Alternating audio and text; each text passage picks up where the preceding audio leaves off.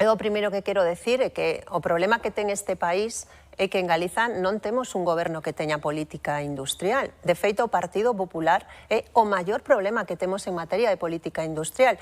Fíxate, Almudena, que desde o ano 2008 até o ano 2024 perdemos 31.700 empregos no ámbito industrial. E temos a un Partido Popular que é incapaz de atraer empresas de vanguarda, innovadoras, respetuosas co medio ambiente e que o único que nos están ofrecendo é unha macrocelulosa como a de Altri, o expolio dos nosos recursos naturais, ben sexan os recursos mineiros ou os recursos enerxéticos do noso país. E nós o que queremos é que Galicia é un país rico, pero ten que poñer a súa riqueza ao servicio da creación de emprego e de industria no noso país.